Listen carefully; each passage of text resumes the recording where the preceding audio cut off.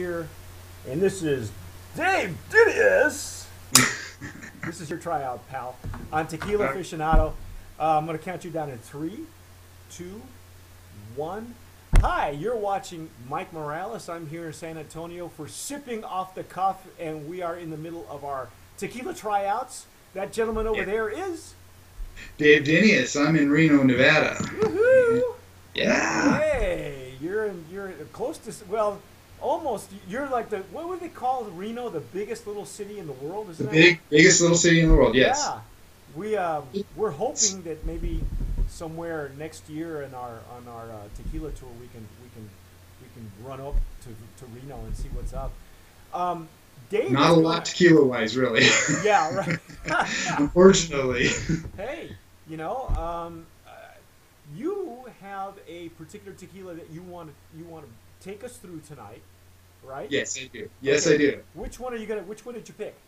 I picked the El Mayor. Okay. I got the Añejo this time. Okay. It's one of my favorites. Okay. It's one I get here in town quite easily. Okay. It was one of our. I think it was one of our brands of promise for 2015. Yeah. Great choice. Really cool lady behind it. It's a father-daughter, I think. Father-daughter. Cool. Yeah. I do like this bottle. It's a nice little sexy bottle, I think. Okay. Doesn't look cheesy, cheap. Don't be afraid to put it right up to the camera so people can see it. There you go. Yeah. That's what we call product placement. People like that, man. They want to see what it is, because maybe they've seen the bottle like from far away at a bar, but they've never really actually pulled it down off the shelf and looked at it. Go ahead. This is one that I did have to put a new cork in. Oh. It did spring a little leak on me, and I actually I met a friend at the store and suggested he buy one too. And he had the same issue with it leaking at the cork, it has a natural cork. Was it synthetic? The original cork was also synthetic? Oh, it was an original cork. It was a real cork. Oh, no kidding. I put a synthetic one in, and it's better now. Okay, I have a bottle up on my shelf. I didn't bring it down because I wasn't sure which. This was not about me. It's about you walking me through it. So pour yourself one, and let's see what it looks like. And you went for the Añejo. Yes, I went for the Añejo. That's the one I've really gone to, and like I said, I can get this one readily. Okay. I haven't seen much of the Reposado or the Blanco. Oh, no kidding. In my area, but the Añejo comes. I can get it easy, and it's a good price too in this area. It's about, I think it's under $50 a bottle. Oh, that's really good for the Añejo. So, yeah, it's great value. Do you know how long they age the Añejo? I think it's at least 18 months on these. Okay. So, let me do some real quick checking. It's not uncommon that every once in a while when they send us samples, there's no point of sale material, there's no info on it, and so sometimes all we got is Facebook and the website, Right. And then we go from there. Let's see, I poured it in my Glencairn. Oh, excellent! Why do you like the Glencairn? Tell me why you like it. I like the size of it and how well it fits in the hand. It fits real nice in the hand, and it shows very well as far as like the fingers that are in there. Show the. There you go. Yeah. Oh, that's a nice, deep, rich color too, isn't it? It is. It's a beautiful color. The smell is. I like it. It's nice little caramel, vanilla notes. You smell some of the wood. You smell some of the agave in it. It's just maybe a slight hint of alcohol in it. You can smell that. But it does coat the glass very nice dark color. Looks great. Do you when you sip on the Añejo, because obviously you're a sipper.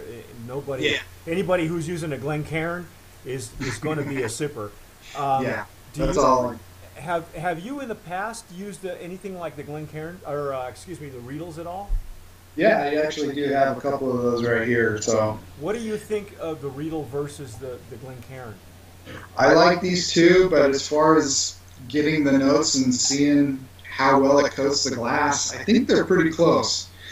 I just I like being able to grab the Glencairn like that. It's more of a man's glass, isn't it? Yeah, this is a little more dainty, kind of, sipping it. Okay. But I'll use both. I do. I use both. So But this is go-to. so take us through what besides any of the other notes that you're getting on the nose and the aroma, anything else that you're pulling out of it that maybe I've never seen before? There might be like a little. There's something fruity in there. Can't quite place it. Maybe a little dark cherry, some cherry notes. Maybe. Kind of like dried fruit, maybe like. Yeah, something along that line. Okay. It's kind of hard to pinpoint which fruit. Well, they're usually, when you use a Glencairn, they're usually somewhere way in the back, but then they come to life when you sip it. So whenever you're ready, man, just take a sip. Huh? I like that Obama pour too, man. That's one of my favorites. That was a little heavy, but Well, when we're done, you're gonna drink it anyway, right? So yeah, of course. Yeah. I'll share with the wife. There you go. So. Of course. She likes this one too. Yeah. Oh, good. I really like it. There's not a lot of alcohol taste in it. It's a smooth but it lingers. The flavors on the back of the tongue. Like I said, it leaves the beautiful fingers in the glass. Yeah, it's got some nice legs and tears. The It's tears, how the we refer to it. fingers. Yeah, Well, it does. It looks like a big hand sometimes, depending on how it sheets off. The flavor notes go along with the nose notes. It's got the caramel, the vanilla. You taste the agave in it. It's mellowed, very nice. It's not the peppery kind. I can't remember which one, Highland, Lowland, which one has the more peppery flavor, but it's not that. Real smooth. Okay. It's And it's one of my favorites. when you share this with the missus, does she also prefer añejos, or does she kind of gravitate toward the other expressions? Well, she likes the smooth ones too. The Classical, 1942, this one, Casamigos, the Añejo on that. That's another good one. That's good value. What's it running for in your part of in the world? The Casamigos Añejo. Yeah, I can get that right around $60, I think. Sometimes 50 if they got a good price on it. Dude, what are your local liquor stores in that area? I got Total Wine okay. is the biggest one, and then kind of a Nevada franchise, Ben's Discount Liquor. Okay. They have a good selection. It's not quite as good price as Total Wine, obviously, because they're not nationwide. Exactly. Are there any? So when you shop for yourself or for you and the family, you and the missus, you always lean toward the añejos, correct? No, I'll get reposados. I'll get some blancos. It's just whatever sounds good at the time. Okay. So it could be different every time you go to the liquor store. Yeah, we try and get something different that we haven't tried before. Okay. So we keep expanding. How many tequilas would you say you had in the house right now? Open bottles. With bottles with tequila in, I'm running low right now. I've only got about 10. Oh yeah. So, Yeah, well, you got 10 ongoing bottles, so that's more than one a day, so that's not bad. yeah, at my prime, I think I was around 30 bottles. So, Why did you? Oh, that was you mean before the misses, 18, 20 years ago, right? no, that was like just about a year ago or so. Oh, It just okay. kind of comes and goes. What we can find, what we can afford, and all that fun Okay. stuff. Yeah. Well, So, that's always the kicker. The thing with sipping off the cuff is that it's not uncommon that you'll wind up, if you're selected, you'll wind up getting tequilas that you won't ordinarily have available to you. You right. may, for instance, if you look at the bottle, what's the distillery? Do you know The what's NOM the NOM number? is real small. I can't see it. Oh. Yeah, I know. Do you have any? I have to use my readers half the time. Where is the NOM? Oh,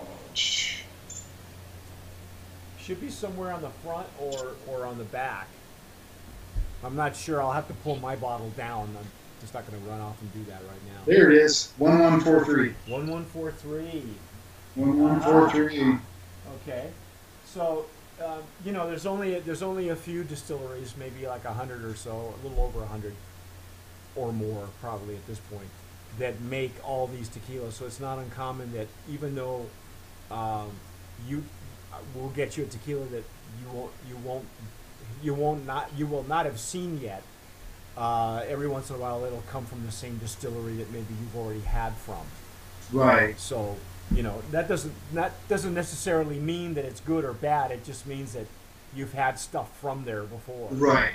Right. I do use Tequila Matchmaker quite a bit, and it looks like this is what Gonzalez Distillery. Yeah, the destilería o destiladora González y González, and they make stuff like they make Calle Azul, they make Dos Vidas, Monte Alban, all those wonderful. They make really memorable tequila. Exotico is one we just saw the other night. Yeah, That's a really cheap low end. They had it. They really. had it at like, I think it was less than $15. Wow. Yeah. And it was good. I don't know. I didn't buy it. The funny thing is, I don't very often get to a liquor store these days, and so I'm not sure what pricing is in Texas. Right. So I walked into a liquor store that I haven't walked into in months because I don't have to leave my house, for really good tequila. But it's interesting for me to see what the going price is because I know that Texas is a whole other country. Every state's got its different laws, and everybody wants to break into the Texas market or the Nevada market. They actually want to go. The Nevada south market, of you. They want to go to Las Vegas. Yeah, And exactly. That's a whole other sandbox. Yeah, it is. And I usually tell people, I don't know why you want to play there because it's a pretty transitory sandbox, but it's a visibility factor. Yeah. In Texas, it's more of the fact that it's so close to the proximity of the borders because there are bottling warehouses in Laredo. So I'm sure you get quite a bit there. Yeah, everybody that ships, ships to this border, and so but the state is a weird. It's a weird bird. Right.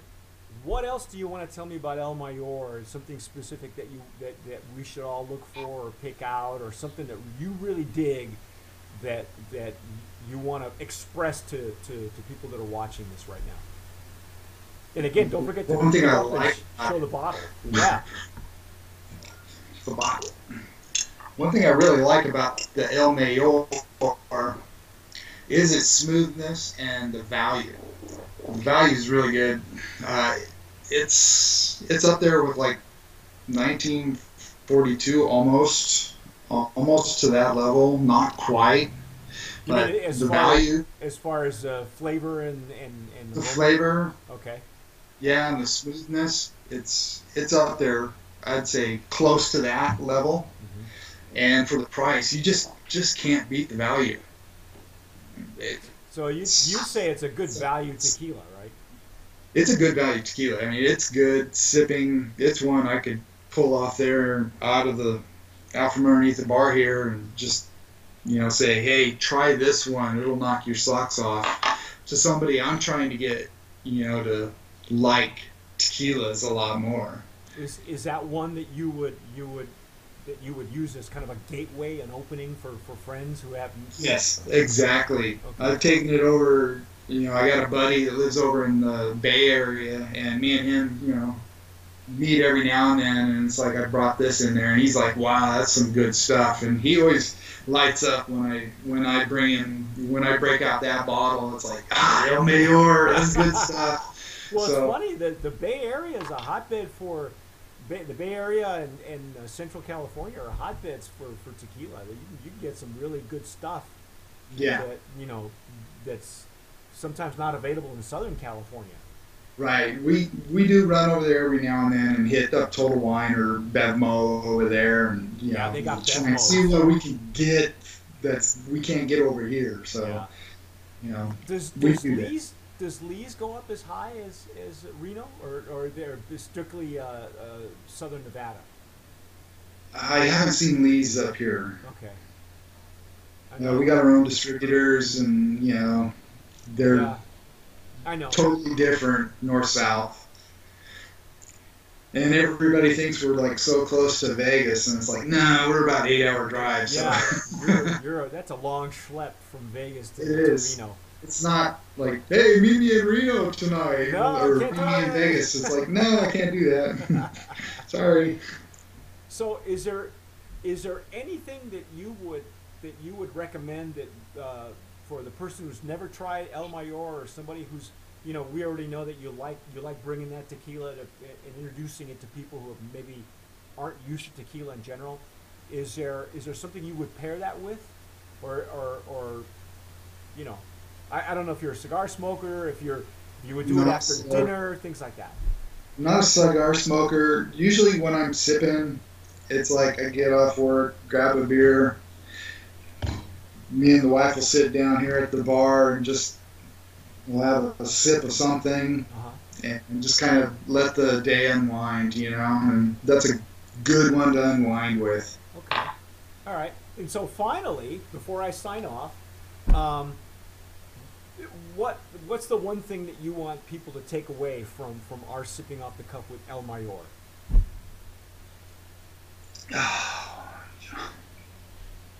Get the tequila. It's a good tequila. It's a nice one. Great value. You won't be disappointed with it. Good deal. Show me that bottle again, man. Bring There it it to is. that camera. El Mayor. El Mayor. Anejo. It is a Brand of Promise winner, I believe. I'll have to check for 2015. I'm not exactly sure what division it was in. Right. I think Alex and I highly recommended it. I'm Mike Morales here in San Antonio, Texas. And I'm Dave Dinius. I'm in Reno, Nevada.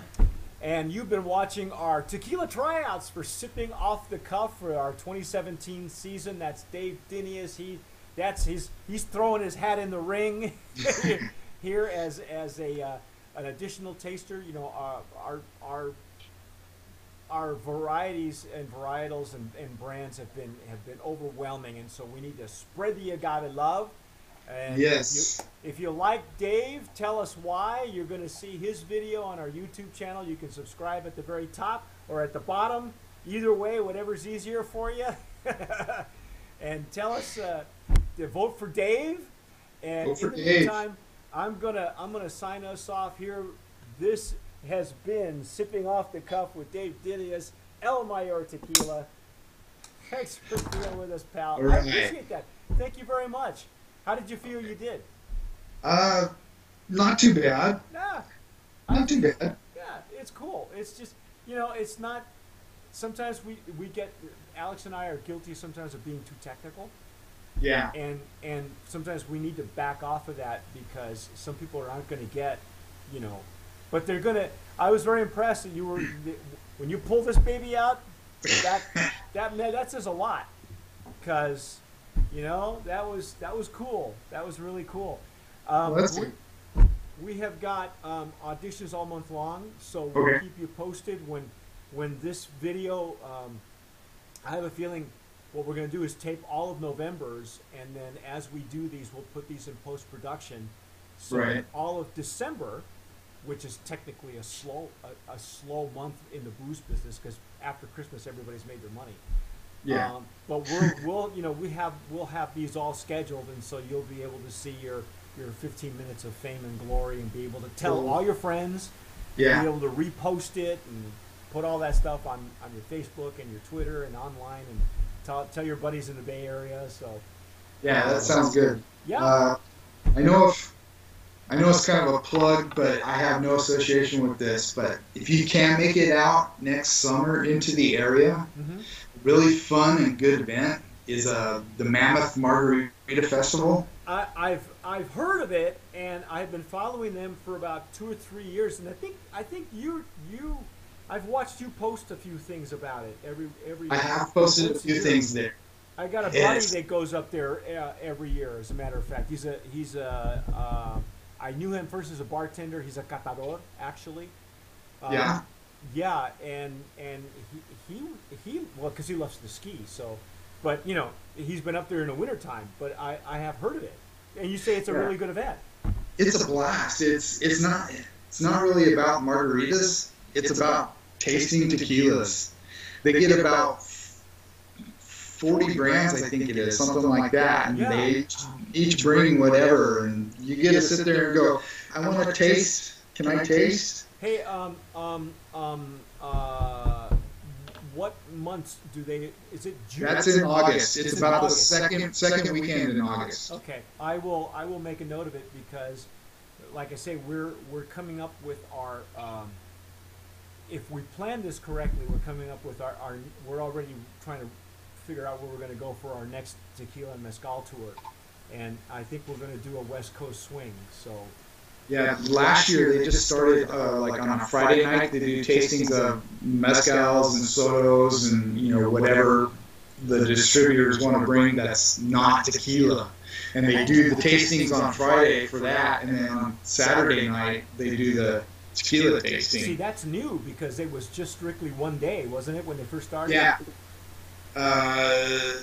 Or like yes, a weekend. Exactly. It was one day. Yeah. Now they broke it up into two. And like I said, you get to try the non-tequilas one night and the tequilas the next night. Then they got live music and food and all that. It's a blast. Yeah, I want to do all those shows. I want to see the Monterey Bay show, because I know that they're in October. It just depends on how our time works out for us. Yeah, that's kind of what I figured. I will definitely keep you posted. Thanks again, man. Thanks for taking the time, and for, don't sip that all at once. I will. And thanks for being patient too. That with our software and stuff, we had problems with it all day long, and flawless. Yeah, it's if it's not the internet, it's your cable provider. If it's not that, it's your software. If it's not that, it's Skype and Microsoft. It worked flawless for us. Yeah, I know. Jeez. Thank you, man. I appreciate it. Thanks for taking the time. I will keep you posted on how it works out. Give the missus say hi to her for us. Okay. She's right there. She just popped out. Cool. Thank you, man. Cheers. Hey, salud. Enjoy yourself. Thank you very much. Thanks for trying out. Appreciate it. Sure. Take care. You too, Mike. Bye-bye.